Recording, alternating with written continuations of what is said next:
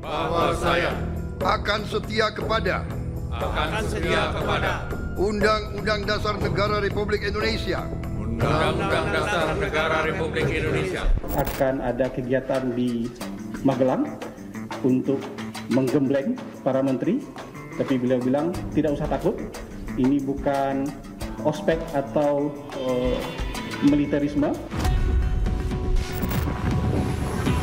Kalau bagi saya ini nostalgia karena dulu saya juga ditempa di sana dan saya rasa akan sangat menyenangkan bersama dengan seluruh jajaran kabinet Merah Putih. Pak Prabowo selalu menekankan membangun teamwork, super team bukan superman. Menciptakan kekompakan, kesatuan, ya, agar bekerja dengan visi Pak Prabowo dan Mas Gibran menolakkan kemiskinan, meredam kemiskinan, ya.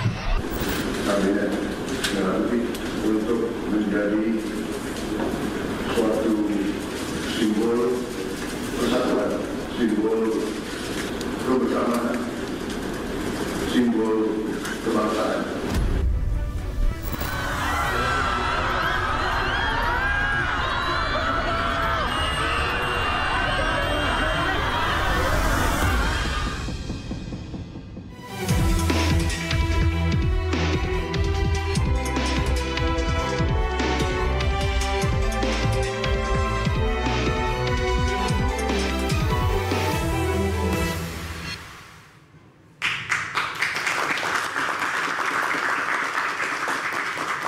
Pemirsa, Presiden Prabowo Subianto dan Wapres Gibran Rakabuming Raka resmi pimpin negeri. 109 menteri dan wakil menteri sudah bersumpah untuk mematuhi peraturan seluruh-seluruhnya dan bekerja demi bangsa dan negara.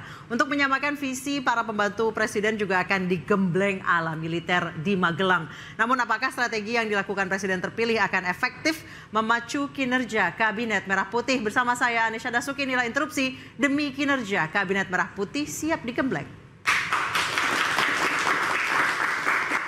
Baik, untuk membahas mengenai hal ini sebenarnya seberapa urgensi, seberapa efektif penggemblengan ala militer yang katanya bukan ospek untuk supaya meningkatkan kinerja para menteri dan juga wakil menteri, sudah bergabung bersama kami di sebelah kanan saya Mas Hendar Marantoko, Ketua Lingkar Nusantara sekaligus politisi Partai Gerindra, dan Hairul Fahmi, pengamat militer ISE. Selamat malam Bapak-bapak. Selamat malam, Nisa. Baik, di sebelah kiri saya ada Pangi Syarwi Caniago, pengamat politik, dan Al-Araf, pengamat militer. Selamat malam Bapak-bapak. Selamat malam, Mbak. Dan sudah tersambung melalui sambungan Zoom yang tengah menjalani penggemblengan Mas Dede Prayudi, tenaga ahli utama Kantor Komunikasi Kepresidenan. Selamat malam Mas Uki. Selamat malam, terima kasih sudah diundang. Baik, saya langsung ke Mas Uki kalau begitu. Seperti apa sih Mas memangnya gaya penggemblengan ini yang katanya ala militer? Apa sih yang selama dari tanggal 23 sampai tanggal 27 ini Anda lakukan? Ya, sebenarnya bukan saya ya. Jadi saya di sini selaku tenaga ahli utama Kantor Komunikasi Kepresidenan. Ini memang nongkrongin nongkrong bareng teman-teman media. Jadi tugas saya di sini adalah melayani kawan-kawan media. Mas Uki cerita nih, seperti apa kondisinya di sana? Ya, pada hari ini sih sudah mulai ramai ya. Kemarin memang masih hanya persiapan-persiapan ya, menyiapkan tenda ya, juga ada beberapa atau ada personel-personel dari TNI, ada personel-personel dari Kepolisian RI ya, juga ada staf-staf dari kementerian yang juga memastikan ya kesiapan-kesiapan dan lain-lain ya. Dan acara ini sebenarnya diprakarsai ya, memang inisiasi oleh Presiden Prabowo ya. Akan tetapi memang yang menjadi panitia quote-unquote itu adalah Kemensetnek bersama dengan kementerian lain dan juga terutama di sini TNI juga Polri ya. Dan suasananya kalau per hari ini sudah ramai ya, karena memang di sini sudah functioning ya, artinya tadi awal mulanya para menteri, wakil menteri, kepala lembaga, wakil kepala lembaga dan lain-lain ya, atau anggota Kabinet Merah Putih sudah datang terlebih dahulu. Baik. Kemudian nggak lama kemudian Wakil Presiden Mas Gibran Rakabuming Raka juga kemudian datang, dan nggak lama kemudian baru datang Presiden RI ke-8 Bapak Prabowo Subianto, dan nggak lama kemudian ya setelah bercengkrama lalu ada acara makan malam, dan setelah makan malam sebenarnya pada hari ini sudah tidak ada apa-apa lagi praktis, karena jadi acara yang dalam tanda kutip serius-seriusnya itu bukan hari ini, tapi sudah dimulai. Nah, acara serius-seriusnya itu rangkaiannya seperti apa? Apakah mereka akan menjalani pelatihan fisik, kemudian mungkin ada jurit malam, seperti apa sebenarnya? Oh enggak, nggak ada latihan fisik di sini ya. Bahkan ketika mereka bangun pagi ya jam-jam sholat subuh lah ya, itu memang di luar konteks sholat subuh itu stretching ya, olahraga dan lain-lain gitu. Nah, di sini nggak ada pelatihan fisik. Memang di sini ada latihan kedisiplinan, tapi fisik seperti ala militeristik itu memang itu nggak ada. Itu latihan kedisiplinannya seperti apa, Mas Uki? Contohnya baris berbaris? Ya mungkin ada ya pagi-pagi ya, ada juga bangun paginya juga memang harus serentak dan lain-lain. Tapi kedisiplinan di sini adalah satu hal ya. Tujuan dari diadakannya acara ini ya selain memang kedisiplinan, tapi ada satu payung tujuan yang lebih diutamakan, yaitu team building ya, membangun soliditas ya, membangun kekompakan, mengikis sekat-sekat psikologis di antara para anggota kabinet yang mungkin sebelumnya masih ada ya, terutama kan kita baru saja kontestasi politik. Nah ini kan kita harapkan ya para anggota kabinet ini dapat melepaskan atribusinya ya, atribusi berupa misalnya ada yang di sini politisi, ada yang di sini profesional non politisi, ada yang aktivis, ada yang akademisi dan lain-lain. Nah, atribusi kalangan mana? Nah, ini dilepas ya. Ada atau juga atribusi-atribusi. Baik, berarti ini biar ego sektoralnya terhapuskan ya, kemudian bisa bekerja sama ya. Betul. Jadi yang diharapkan di sini para anggota kabinet ya, ketika selesai dari acara ini itu betul-betul dapat meresapi ya bahwa di sini tidak ada lagi kepentingan-kepentingan kelompok yang mereka wakili, kecuali kepentingan seluruh bangsa, seluruh rakyat Indonesia. Dan mereka juga di sini hadir sebagai Kabinet Merah Putih di bawah pimpinan seorang Presiden Prabowo Subianto. Demikian. Baik, saya ke Mas Pangi. Hal seperti ini efektif nggak untuk membangun soliditas? Ya tentu begini, kalau kita kan sebenarnya kan hari ini mana yang beradaptasi dulu, pemerintahan sipil beradaptasi ke militer atau militer beradaptasi ke sipil. Nah ini kan pemimpinan. Jadi ini mau balik lagi ke kepemimpinan militer maksud Anda? Enggak, maksudnya biasanya kan kalau pemimpinan militer sipil kan orang mantan jenderal atau orang-orang apa yang biasanya mencoba belajar habitusnya sipil kan. Sekarang kan seperti nampaknya disiplin. Nafasnya Pak Prabowo kan di situ ditonjolkan. Yang kedua kita ambil positif di situ. Atau biar acara kementerian nggak ngaret terus gitu ya mungkin ya? Iya, salah satu kan yang terkesan begini juga persepsi publik ya. Ini seperti garis komando, gitu. Jadi tidak ada garis putus-putus lagi. Jadi pemerintahan sipilnya udah nggak ada, betul-betul udah mulai agak nampaknya militer gitu. Jadi ini udah untuk ya kalau militer orang paham ya disiplin, nafasnya yang kemudian mereka itu terukur ya tentu yang saya lihat itu permintaan sipil kan garis hitam, putus-putus. Yes. Kalau ini karena masing-masing pasti punya ego kan, ada partai politik, ada. Nah itu yang mau disatukan kata Pak Prabowo kan sinergisitasnya di situ dimulai, kekompakan ya. Kan mazhabnya Pak Prabowo ada dua kan, mazhabnya itu mazhab kemajuan, persatuan, ya mau akomodir semua perbedaan kan, menarik semua kepentingan berbeda untuk menjadi satu, nir oposisi kan itu mazhabnya Pak Prabowo. Nah ini nampaknya mau diwujudkan DNA-nya ke sini bahwa ini harus satu napas dulu, satu pikiran. Saya nggak mengatakan cuci otak ya, tapi mungkin memang bagaimana Pak Prabowo ingin menonjolkan bahwa ini garis komando, bukan lagi garis putus-putus. Baik, saya ke Mas Hendar, benar seperti itu Mas? Memang di setiap rezim pemerintahan yang baru tentunya mempunyai style yang berbeda-beda. Dua periode sebelumnya Pak SBY mempunyai style yang berbeda, Pak Jokowi juga berbeda, dan Pak Prabowo kita melihat juga berbeda seperti itu ya. Jadi memang merupakan sesuatu hal yang baru bagi masyarakat mungkin, tapi tidak bagi saya terutama ya, itu merupakan hal yang biasa karena kita juga sudah mengalami hal tersebut. Kalau dibilang ini militeristik, tidak juga sebenarnya ya. Tapi pakai baju loreng loh. Iya, kenapa juga nggak ada masalah pakai baju loreng? Karena gini-gini, maksud saya contohnya begini ya, semangat patriotisme itu kan bisa dibangun berbagai macam ya.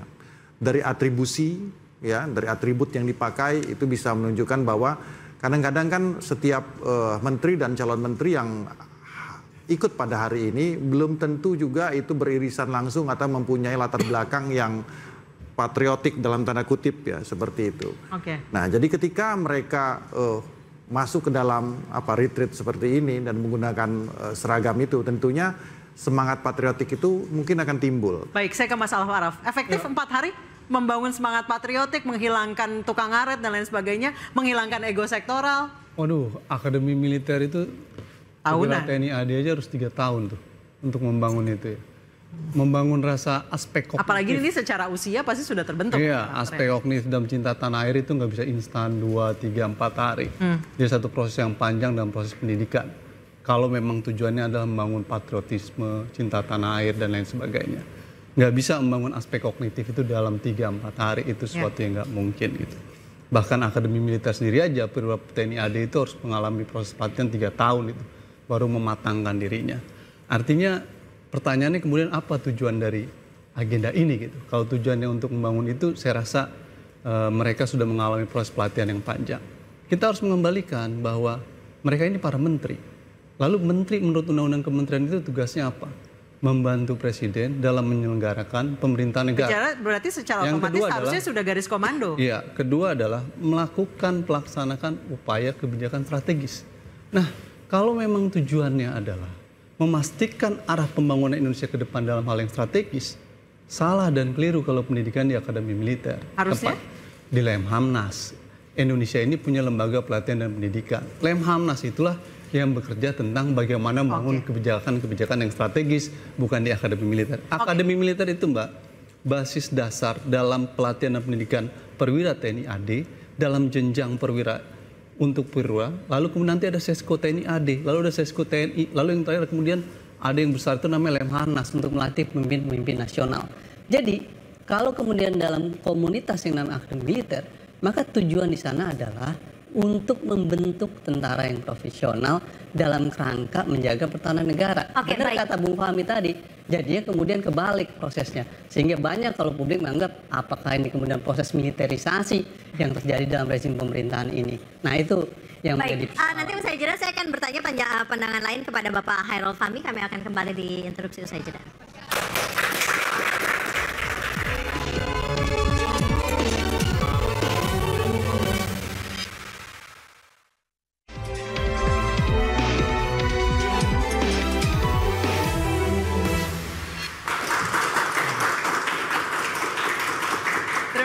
Masih bersama kami di interupsi, pemirsa. Saya langsung ke Mas Hairul. Mas Hairul, kalau tanggapan masalah Araf tadi seperti itu. Sebenarnya kalau misalnya memang untuk membentuk karakter, menjadikan pemimpin lebih negarawan, yang negarawan itu sebenarnya butuh Lemhanas, nggak perlu nih camping-campingan, naik Hercules. Iya betul. Forum yang lebih serius dan lebih strategis jelas Lemhanas. Makanya tapi kita perlu ingat konteksnya adalah di sini adalah retreat. Retreat itu kegiatannya 3 hal yang utama, refreshing, ya, atau refleksi juga di situ, relaksasi.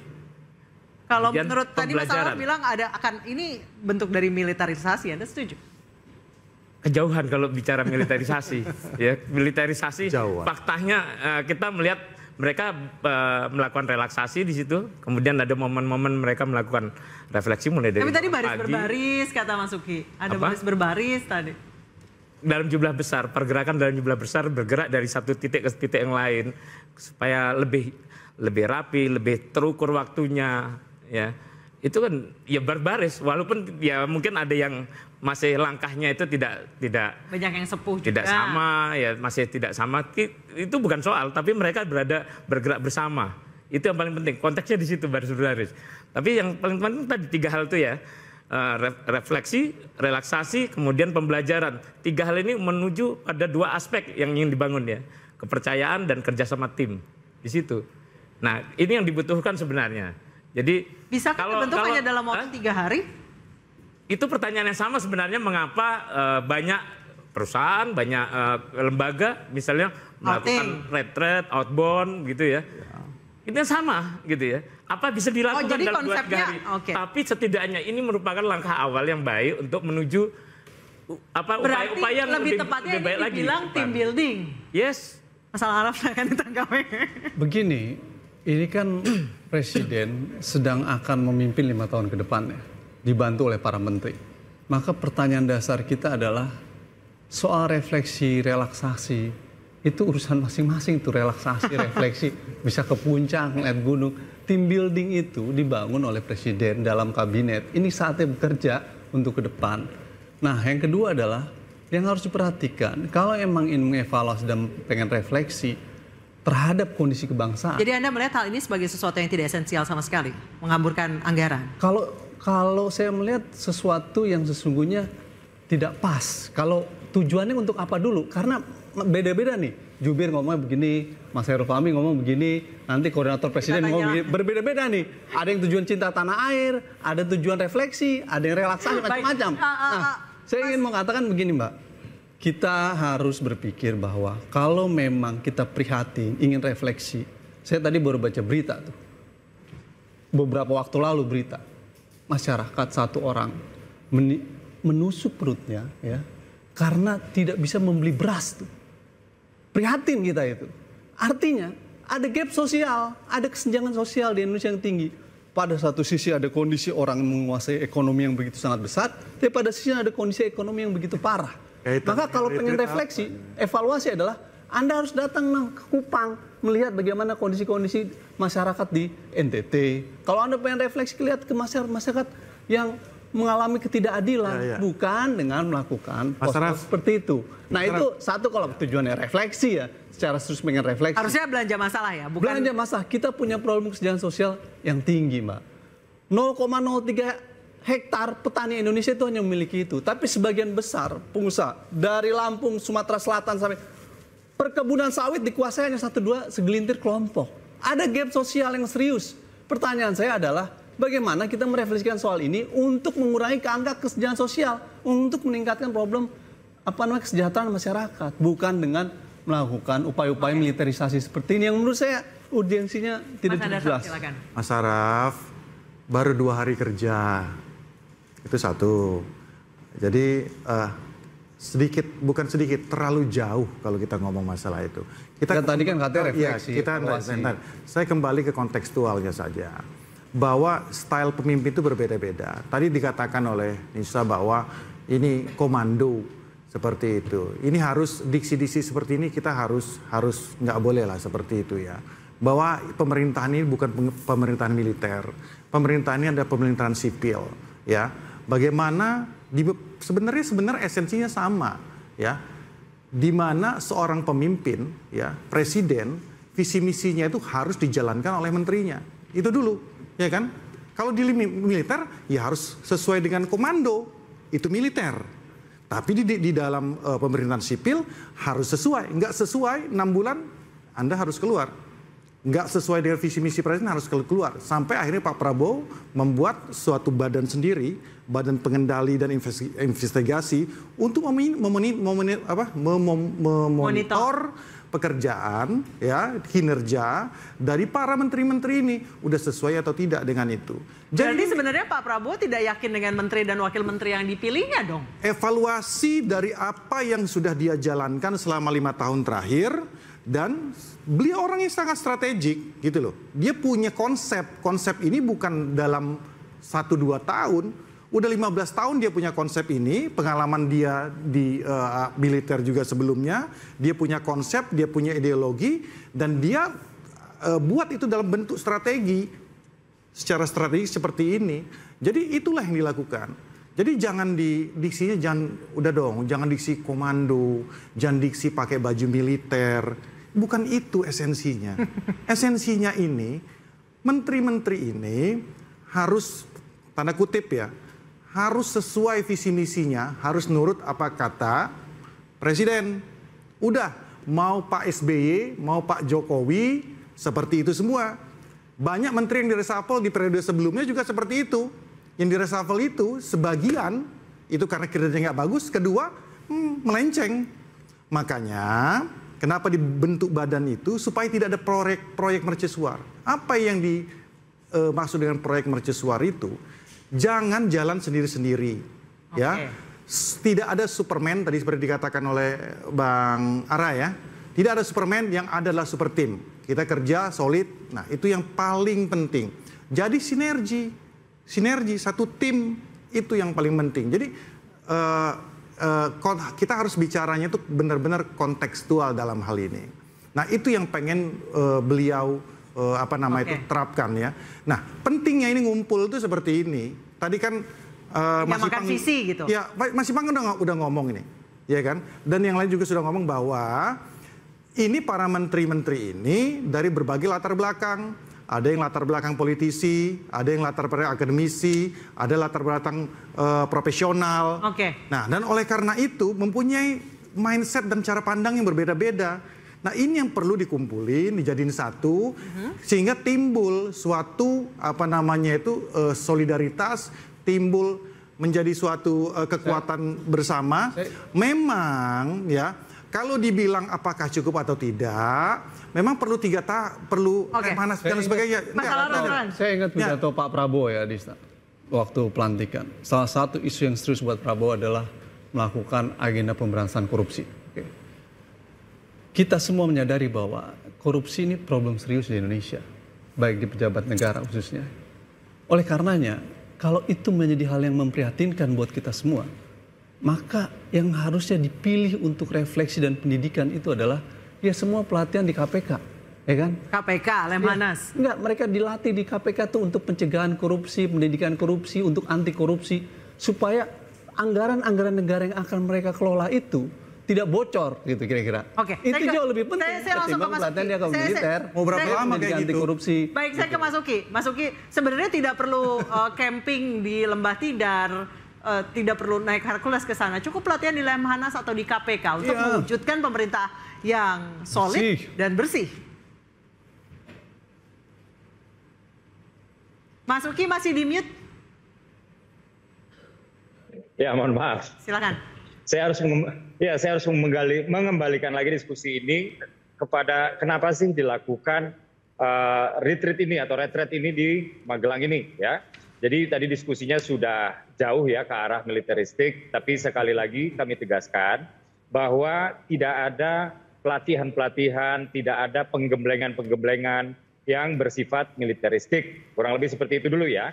Saya harus jelaskan dulu kenapanya saya tarik. Tapi kenapa pakai baju loreng, Mas Uki? Kenapa harus pakai baju loreng? Sebentar. Saya mohon dikasih waktu dulu ya. Silakan. Begini, Indonesia ini dalam posisi di mana kita itu nggak bisa memilih, kita nggak punya pilihan banyak, bukan nggak bisa memilih. Ini either or ya. 2045 kalau kita nggak jadi negara maju, maka Indonesia akan terjebak di middle income trap. Ya, itu dulu. Nah, untuk sampai ke sana, pemerintah, tim kami sudah menghitung ya, bahwa untuk sampai ke sana berarti GDP kita udah harus sekian di tahun 2045. Maka ya pertumbuhan yang harus kita capai itu setidaknya 8% per tahun. 8% per tahun, inilah yang harus kita kejar. Nah, untuk mengejar 8% per tahun itu, maka Indonesia seluruh bidang pembangunannya itu harus sukses. Dan undang-undang kementerian kita mencatat ada 46 bidang kementerian. Ya. Di undang-undang kementerian yang lama, ya, jumlah kementerian itu dibatasi sebanyak 34 kementerian. Nah, alhamdulillah sudah ada undang-undang kementerian yang baru. Sekarang batas maksimum kementerian itu berada di hak prerogatif presiden. Nah, kalau kita lihat jumlah kementerian yang sekarang, ya, ada 41 kementerian sektoral, lalu ada 5 badan, lalu ada 7 Menko, Menteri Coordinating Ministries ya. Nah, kalau kita gabung ini kementerian sektoral dengan badan, yang satu 41, yang satu 5, itu cocok 46 sesuai dengan bidang pembangunan yang harus dihandle oleh pemerintah. Nah, lalu ada Menko yang mengkoordinir kementerian-kementerian tersebut supaya membantu tugas koordinasi presiden. Nah, dan sebentar. Dan untuk memastikan ya, ini kan banyak banget ya, untuk memastikan mereka itu bergerak ke arah yang sama sesuai dengan visi presiden ya, maka dilakukanlah beberapa hal. Yang pertama, sewaktu ya Presiden terpilih Prabowo Subianto masih menjadi presiden terpilih, mereka itu dipanggil ke Kartanegara ya untuk memastikan dulu bahwa mereka itu memiliki satu visi. Di sana ya Pak Prabowo mengatakan kamu nggak boleh korupsi, jangan nyolong uang rakyat, jangan pakai kewenangan kamu untuk keuntungan pribadi. Itu yang pertama ya di Kartanegara. Lalu yang terjadi yang kedua di Hambalang ya, di sana dilakukan capacity building, penambah luasan wawasan, yaitu terkait ekonomi, terkait geopolitik, Dan yang terakhir adalah tentang artificial intelligence yang kaitannya juga dengan proses digitalisasi untuk digunakan untuk meningkatkan transparansi di dalam proses jalannya pemerintahan ini. Nah, baru di hari ketiga ini ya, inilah team building tadi. Jadi memastikan pertama sebelum mengangkat iya sudah ya, kemudian menambah wawasan iya sudah. Lalu yang ketiga ini adalah untuk membangun soliditas ya, untuk membangun kekompakan. Tidak boleh lagi ya ada orang-orang di sini mewakili kelompok-kelompoknya tertentu. Di sini cuma ada satu visi presiden dan di sini cuma ada satu bos dalam tanda kutip. Jadi biar bisa melebur ya. Dengan tiga tahap yang ya baik, dengan 3 tahap yang tadi Mas Uki lakukan, apakah bisa langsung bisa gas? Kita akan membahasnya usai jeda.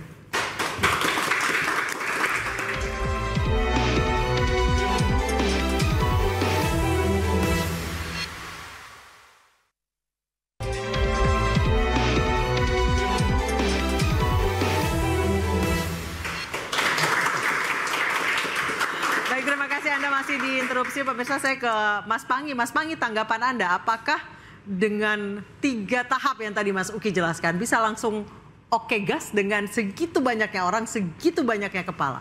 Iya, artinya kalau kepala, pikiran ya, narasi masing-masing pasti ada. Apalagi tadi ada maksudnya dengan 3 tahap itu apakah bisa menggabungkan itu semua dalam waktu yang ya mungkin tadi kan ada, mungkin iya mungkin tidak ya. Tadi kan ada teknokrat, ada orang partai, profesional, ada dari akademisi, satukan pikiran otaknya. Ada relawan juga. Nah, kedua prinsipnya loyalitas nggak boleh, loyalitas ganda, loyalitas tunggal. Nah itu bisa nggak diwujudkan? Kalau loyalitas tunggal itu bahwa itu tadi visi presiden tidak ada visi menteri, kan itu sebenarnya tunggal.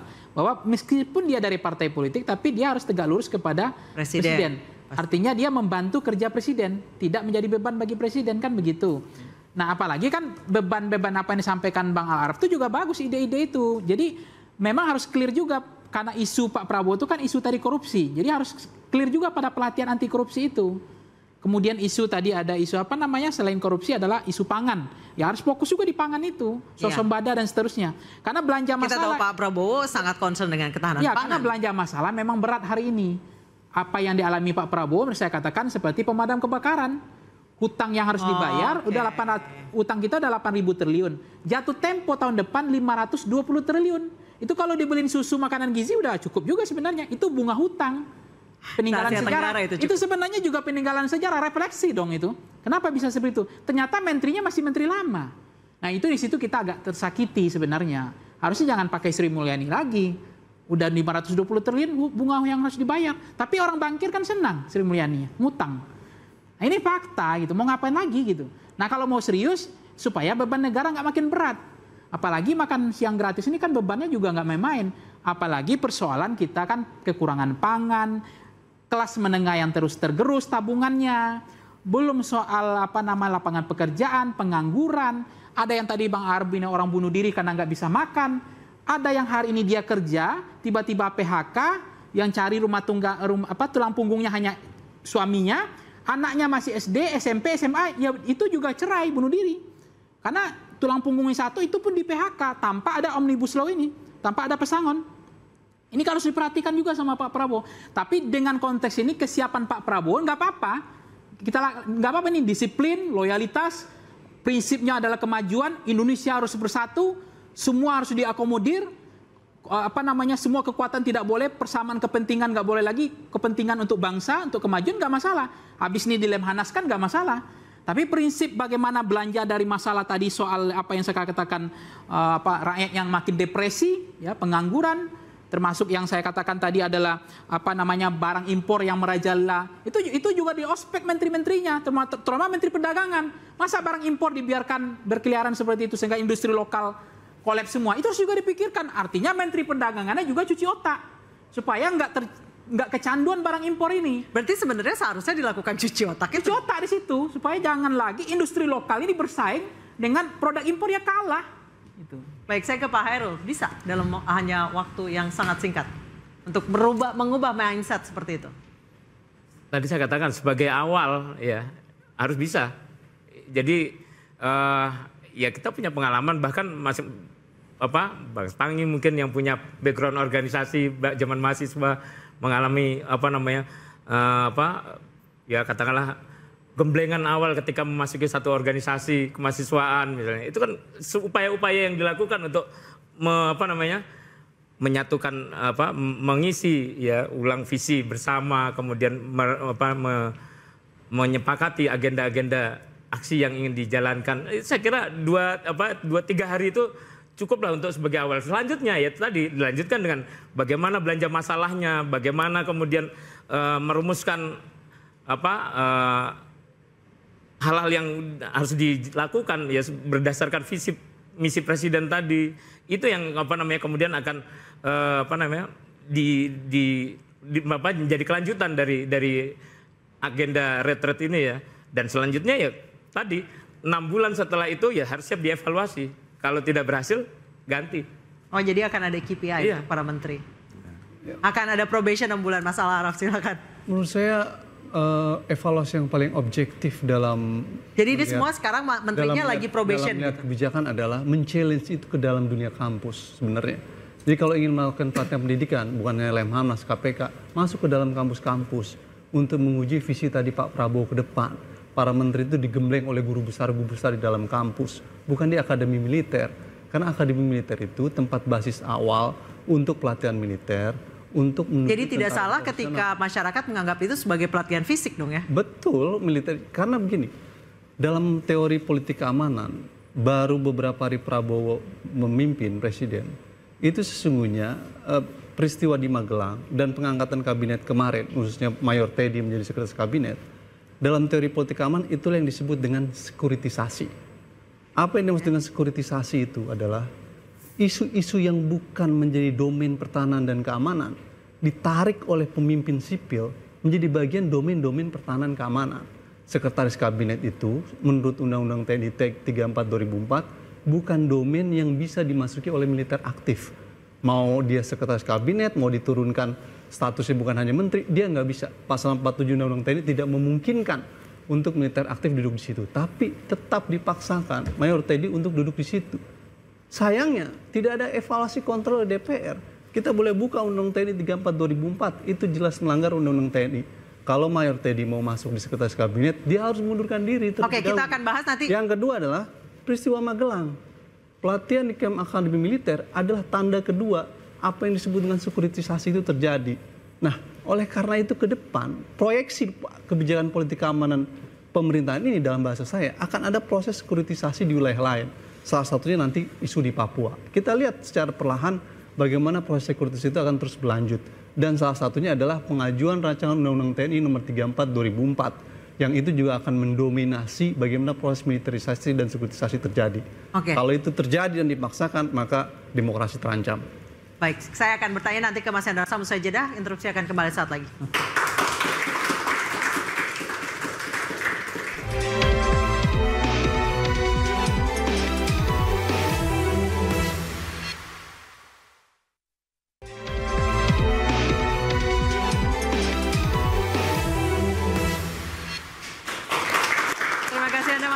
Pemirsa, saya langsung ke Mas Uki. Mas Uki, tadi sebelumnya Mas Al-Araf sempat mengatakan bahwa ini bisa jadi semuanya ditarik ke sekuritisasi, militerisasi yang nanti akan mengancam demokrasi. Apa Anda? Mas Uki? Enggak ada hubungannya. Ya,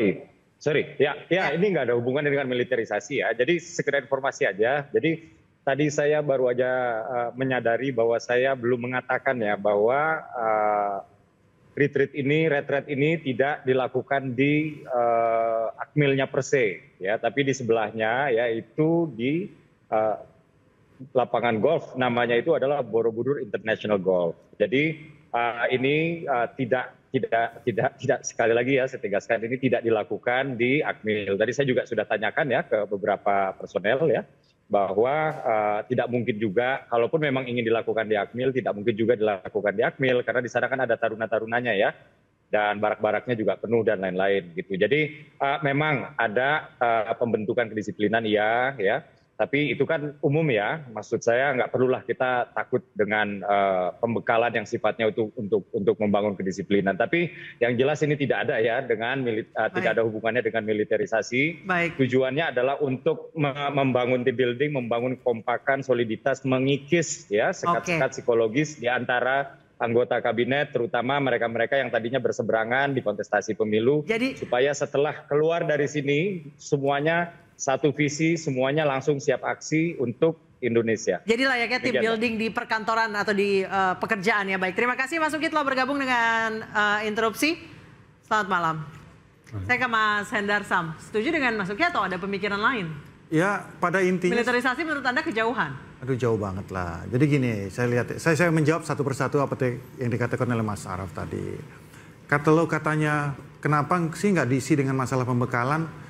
Masalah Mas Araf mungkin lupa, di Hambalang sudah dilakukan pembekalan oleh 4 pemateri dari asing. Itu satu, itu sudah terjawab. Kedua, dibilang Mayor Teddy harusnya melanggar undang-undang TNI, ya kan harus mundur.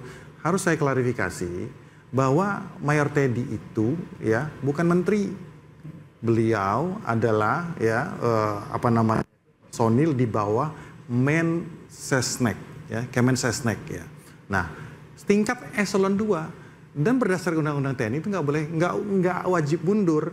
Nggak usah ambil contoh jauh-jauh. Di Kemensesnek dan di yang lain itu ada yang setingkat eselon 2 ya dari militer, namanya contohnya Setmilpres, Sekretaris Militer Presiden.